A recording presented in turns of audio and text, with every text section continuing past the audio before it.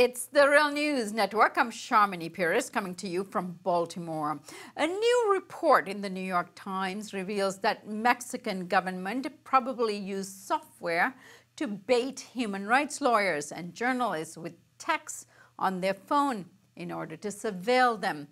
The report is based on an extensive study conducted by Citizen Lab, a Canadian research center on human rights, information and communications technology, and global security. The software to do this comes from an Israeli company, NSO. The Pegasus software package, developed by NSO, was used to hack into iPhones. Among the journalists and lawyers affected were anti-corruption lawyers, activists, as well as journalists and people investigating the disappearance of the 43 Mexican students in 2014. The government of Mexico is now facing massive criticism from journalists for having used this software, which is supposed to be used only for investigations of criminal suspects. According to several human rights groups, Mexico is one of the most dangerous countries in the world for journalists, as is, with at least 125 killed or disappeared since 2000. On to talk about this with me is Shia Hever and John Ackerman.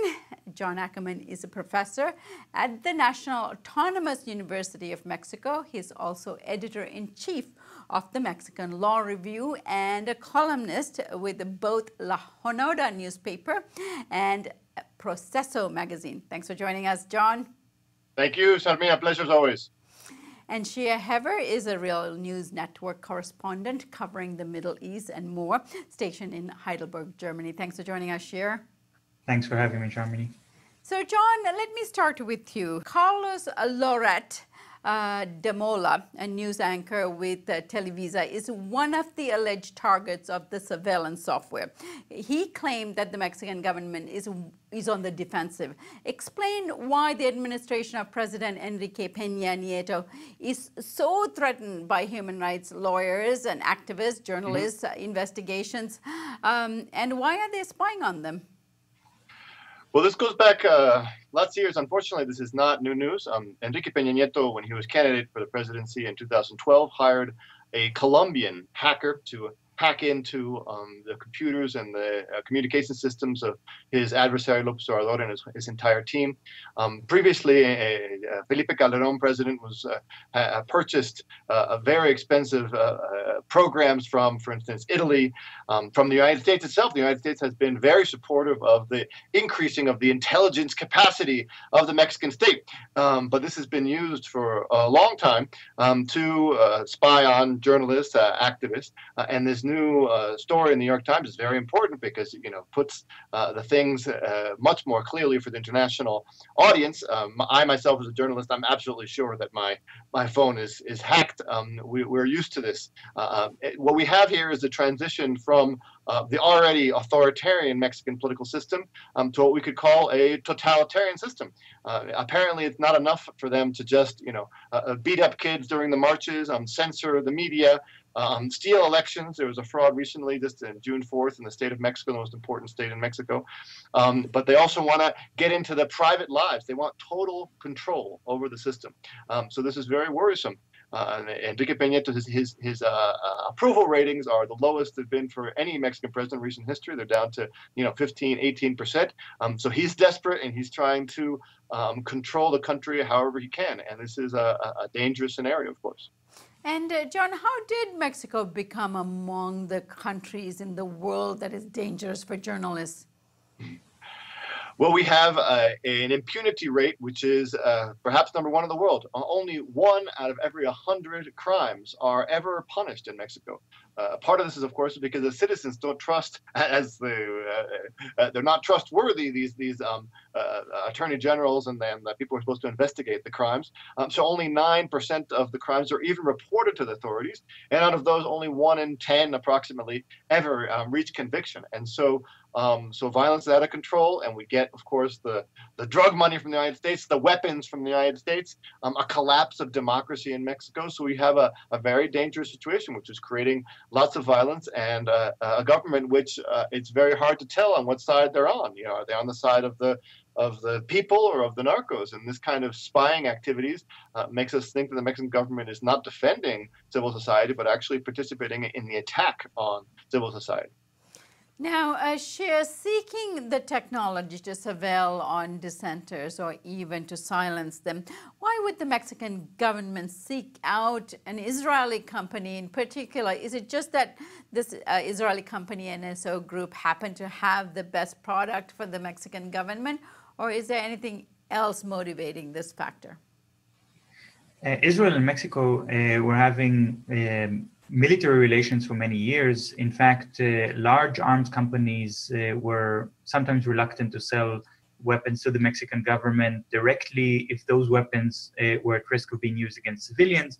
But according to newly declassified documents that an Israeli lawyer has shared with me recently, regarding 1994 weapon transfers from Israel to Mexico, including attack helicopters and so on, we can see evidence of what has been suspected for a long time, that Israeli weapon companies were willing to go a step further. And when we're talking about NSO Technology Group, this is a company that is not presenting itself as a military company, but in every way, it is in fact a military company. It was started by military officers. Now, the military NSO has been also criticized for violating the privacy of people, especially after last year's scandal, where the company boasted that they managed to hack the iPhone of a human rights activist from the United Arab Emirates. And they boasted it in order to boost their sales, to say that they have that technology. And at that moment, Apple, the producer of the iPhones, said that they believe that that such a hacking procedure is only possible by governments, not by corporations. So it requires a government-level resource in order to do this kind of hacking. And in this case, according to the New York Times report and according to the study of Citizen Lab, it seems that indeed this Pegasus software package has been used in Mexico, and that makes this connection to this Israeli company. What the Mexican government sees in an Israeli company that develops this kind of technology is that not only do they have this prestige of the Israeli military, especially the Israeli intelligence forces, but also they have, the company can say, we are actually former Israeli military intelligence officers, and we have tested this technology, we're talking about state technology, state military technology, against actual human beings in Palestine, and so this is already tested, and that gives them an advantage over other countries. Right.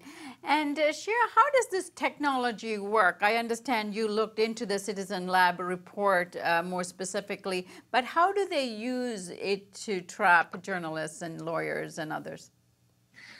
Well, from the point of view of the person with the phone, they get an SMS message which is specifically tailored to their personal lives in a certain way. So mentioning a close family member or mentioning an issue that is very close to that person's interest. So in the case of human rights lawyers that often, or journalists, this is often some text message related to what they're working on.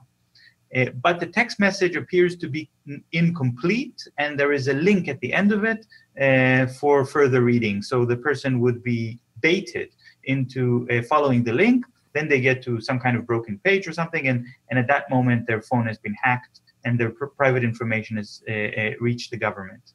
Now, what is interesting in this case is that this very unit from which the founders of NSO Group technology it's called 8200. This is an Israeli intelligence unit and actually one of the largest units in the Israeli military.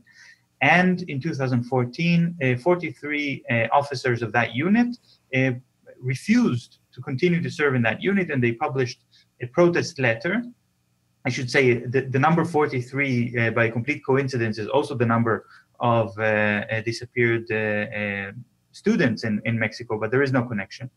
And these officers wrote in this letter some of the procedures that the unit 8200 is using in order to bait Palestinians by referring to private information about their families, about their personal life, in order to make them into collaborators or in order to force them to reveal private information. And in fact, we see now the very same methods, the very same procedures used in Mexico as well. The Israeli connection is very interesting because just looking up here on January 28th, 2017, right after Donald Trump arrived at the White House and confirmed his commitment to build the wall between Mexico and the United States, the Prime Minister of Israel, Netanyahu, tweeted the following: President Trump is right. I built the wall along Israel's southern border. It stops all illegal immigration. Great success. Great idea. And then flags of Israel and the United States. So it's quite symbolic, the participation of Israel in this effort to, it confirms the idea among the Mexican people that we are being considered by the United States government as the equivalent of the Palestinians for the Israelis. We are an enemy occupying force, and they are willing to do everything against us. And of course, here the particularly sinister part of it is that not just the United States government, but the Mexican government itself working with the United States government against the Mexican people. So just to bring in that more global comparison. So, John, I'm glad you said that about the wall and the involvement between Israel, the United States, and building of the wall over Mexico. Important point. But if you could further that by explaining what the political motivations here are. I mean, initially you had tension between Trump and the president of Mexico, Nieto, by what appeared to be the Mexican president canceling a meeting with Trump. It led to a lot of hype over the wall, where Nieto had said he will not pay for the wall between Mexico and the United States. And yet, politically, they seem to be in jive with each other. What do you make of that? Yeah, well, Peña Nieto is the equivalent of Trump in Mexico. He has the same kinds of policies, and it's anti-Mexican policies, anti-migrant policies. Peña Nieto has been beefing up the policing of the southern border with Guatemala. He's been inviting in the Trump administration to militarize the southern border.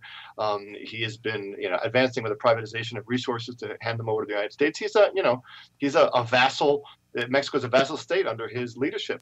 He is an employee of Trump. He participated directly in the presidential election campaign by inviting Trump down in August, which gave Trump a platform to pretend as if he was having a statesman meeting with foreign leaders. It allowed Trump to make him pretend as if he was friend of Mexicans in Mexico, although he was calling them rapists simultaneously.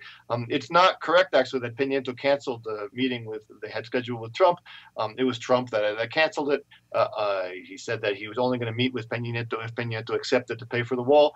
That would have meant the end of the Peña Nieto presidency. He would have been kicked out immediately by his own people.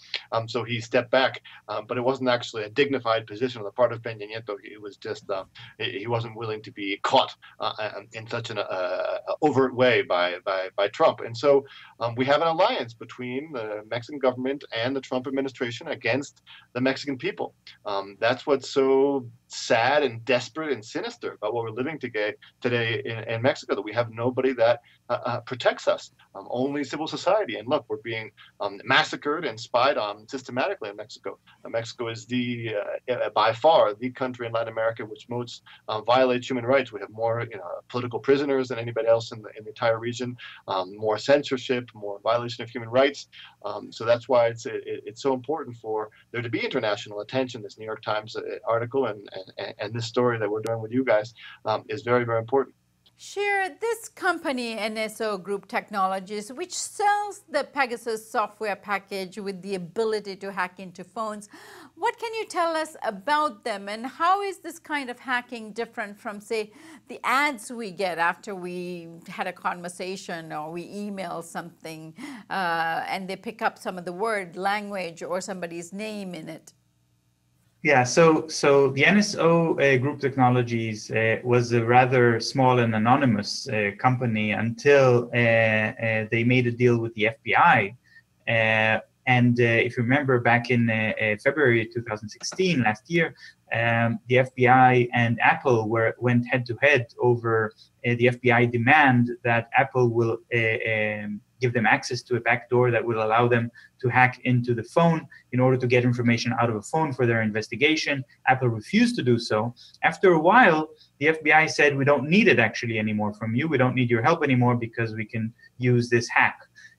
So now there's a sort of competition between the NSO Group Technologies and Apple. Apple is trying to keep up with the hacking by creating patches, security patches to protect the phones.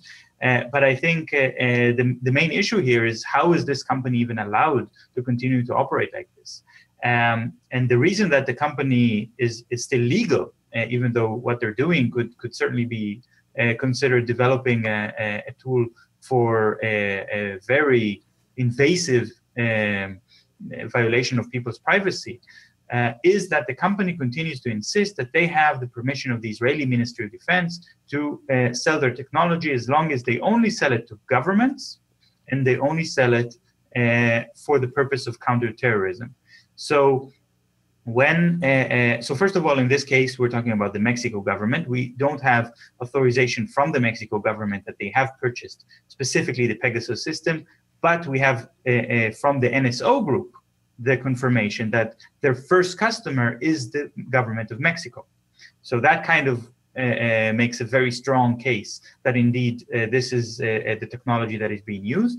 But of course, now that we see the result of the study by Citizen Lab, we see that the Mexican government has chosen to use this technology not against terrorism, but against human rights activists, lawyers and journalists.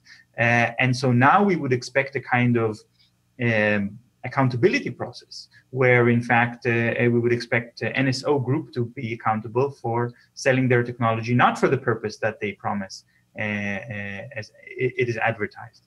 And I think the difference between what you're describing when you say you get some kind of a strange message on your phone with a link that leads you to the wrong site, this can also be just a malicious advertising program by a private company.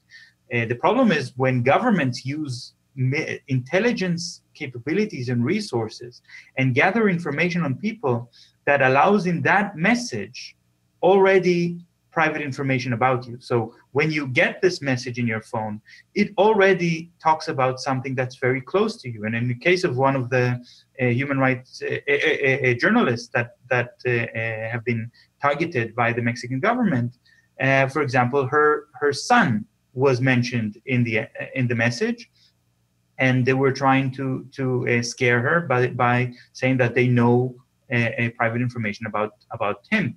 And of course, that crosses a very red line. All right, John, let me give you the last word on this.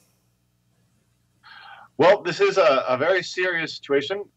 What Enrique Peña Nieto, the Mexican president, said yesterday in response to the widespread indignation and questioning of this practice, he said, well, I get spied on as well. I'm just careful what I have to say when I'm on the phone, so don't worry about it. And on the other hand, he said, well, the citizens who have been spied on, it's not the government, should bring their complaints to the Attorney General's office, which of course is the institution being accused of spying on them, for the Attorney General to investigate. So basically, he's just backing off, denying that the Mexican government is doing any of this and refusing to investigate. This is just incredibly dangerous. And the worst thing is that he counts on the full support of the Trump administration. So, his foreign minister, Luis Videgaray, was just in Cancun, sitting side by side with Almagro, to try to push through these new resolutions against Venezuela. They failed. They only got 20 out of the 23, I think, votes they needed. But, this is, Mexico is really playing a terrible role representing imperial interests in Latin America, and they're getting paid back for that from the U.S. government through total impunity. And so it's very important for the international community to pay attention to what's really happening in Mexico and not buy the hype. All right, John, Sheer, I thank you both for joining us today. Thank you. Thank you. And thank you for joining us here on the Real News Network.